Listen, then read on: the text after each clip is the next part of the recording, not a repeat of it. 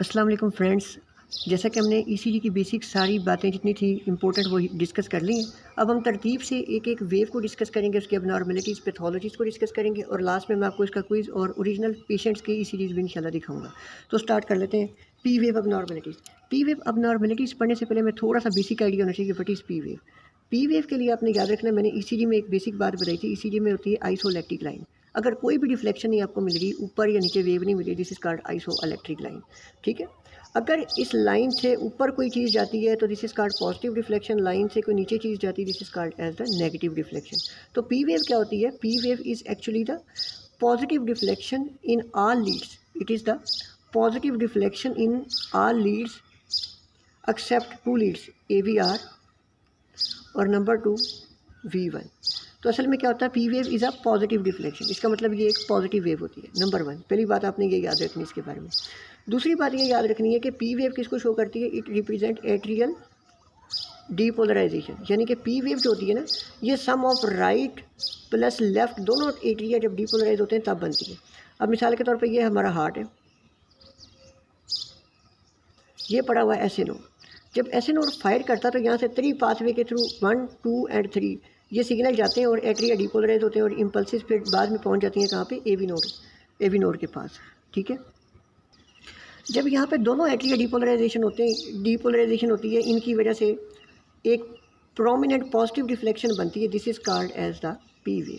तो P wave के बारे में क्या क्या बातें पता होनी चाहिए? पहली बात, ये पॉजिटिव वेव होती है in all leads except AVR and V1। दूसरी बात, ये atrial depolarisation right and left दोनों को रिप्रेजेंट करती है। तीसरी बात, अब मैंने अभी आपको एक बात बताई कि ये पॉजिटिव होती है सारी लीड्स में, AVR में और V1 में नहीं होती। इसका क्या मतलब है? AVR में क्या होता है? अब याद रखना, AVR एक ऐसी लीड होती है ECG की, इसके अंदर सारी leads, all leads are negative. कोई लीड्स भी है ना, उसमें सारी वेव्स होती हैं नेगेटिव होती हैं। अब इसमें पी वेव ऐसे की बजाय क्या होगी? इन्वर्टेड होगी, ऐसे होगी। ठीक है, नंबर 1 इसमें ये इन्वर्टेड होती है। दूसरी मैंने कहा था कि V1। अब V1 के अंदर हम जब पी वेव देखते हैं ना, तो ये सिंगल पॉजिटिव डिफ्लेक्शन होती है, बल्कि क्या होती है? बाईफेजिक होती है। कुछ पोर्शन इसका लाइन से ऊपर होता है, कुछ पोर्शन इसका लाइन से नीचे होता है। This is called as a biphasic P wave. अभी तक के मेन की पॉइंट्स तो आपको बता दिए कि पी वेव एक पॉजिटिव डिफ्लेक्शन होती है, right and left atrial depolarisation को शो करती है, ऑल लीड्स में पॉजिटिव होती है एक्सेप्ट AVR में इन्वर्टेड होती है और V1 के अंदर ये बाईफेजिक होती है। अब हम देखते हैं कि पी वेव से हमने कौन कौन से पैरामीटर डिटरमिन करने। फर्स्ट किया, ये हमारे पास पड़ी हुई है पी वेव। ठीक है, इसको बड़ा करके ज़रा दिखा रहा हूँ मैं। तो अब इनमें से हमने कौन कौन से पैरामीटर जो है वो डिटरमिन करने होते हैं। अब देखिए, पी वेव की हाइट भी है और इसकी विड्थ भी है। अब हॉरिजॉन्टली अगर हम देखें तो इससे हम क्या लेते हैं? इसका ड्यूरेशन, टाइम टेबल लेते हैं, इसका टाइम पीरियड लेते हैं। और वर्टिकली इसके हम क्या लेते हैं? हाइट लेते हैं, ये इसका एम्पलीट्यूड लेते हैं। नॉर्मल AVR और V1 को छोड़ के जो normal positive deflection P wave है, उसमें क्या होता है? उसकी लेंथ की उसका एम्पलीट्यूड होना चाहिए लेस देन 2.5 मिलीमीटर।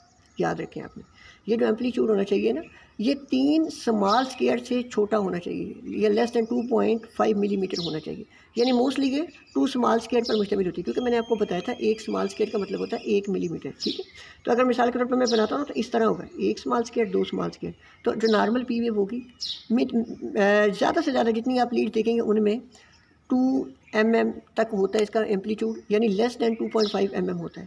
और इसका जो ड्यूरेशन होता है, ये होता है लेस देन 120 मिली सेकेंड। ठीक है, ये आपने याद रखनी है। 120 मिली सेकेंड का मतलब, अब देखिए मैंने कहा था 40 मिली सेकेंड का एक स्मॉल स्केयर होता है।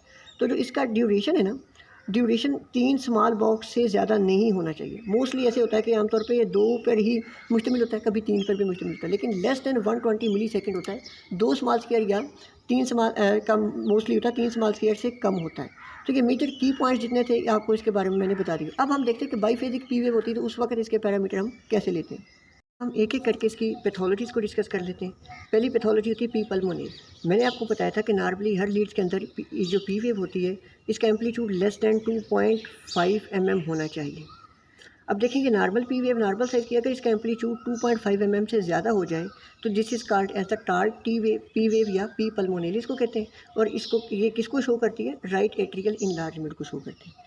तो ठीक है, ECG पे राइट एट्रियल इनलार्जमेंट को पिक करने का क्या तरीका है? सिंपल, आप पी वेव देखें और पी वेव में क्या देखें? उसका एम्पलीट्यूड। अगर वो मोर देन 2.5 mm है तो this is called P pulmonary.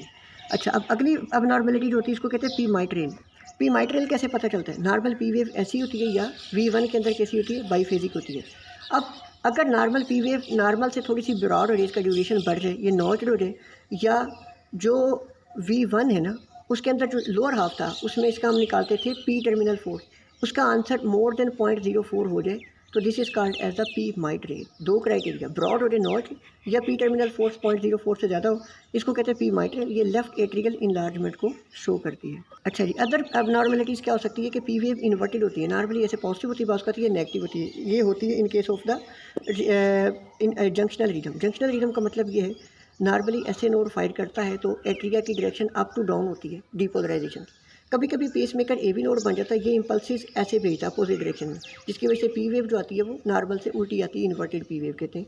Retrograde P wave, retrograde depolarisation हो रही है क्योंकि normal depolarisation up to down होती है, यहाँ डाउन टू अप हो रही है, तो this is called as the retrograde depolarisation. इसकी वजह से इन्वर्टेड पी वेव हमें मिलती हैं। लास्ट पे एबनॉर्मलिटीज़ ऐसी होती थी कि आपको पी वेव मुश्किल से अप्रिशिएट हो या मिले ही ना। अब बात कर बहुत ज़्यादा डीपोल पी वेव साथ साथ होती हैं और वो 60 अपीयरेंस शो कर रही थी, this is called a Flutter. और बात का ऐसा होता है कि इरेगुलर आ रहा है देखें लेकिन पी वेव नज़र नहीं आ रही, this is called as the fibrillation. इसकी डिटेल हम बाद में डिस्कस करेंगे। ये वेंटिकुलर टेकिकार्डिया जिसमें पी वेव नहीं होती। तो वेंटिकुलर टेकिकार्डिया एट्रियल फ्लटर में वैसे बहुत डिफ़िकल्टी से ये अप्रिशिएट होती हैं, छोटी सी होती हैं और फिब्रिलेशन में एब्सेंट होती हैं। तो ये हमने सारी एबनॉर्मलिटीज़ डिस्कस कर ली पी वेव की।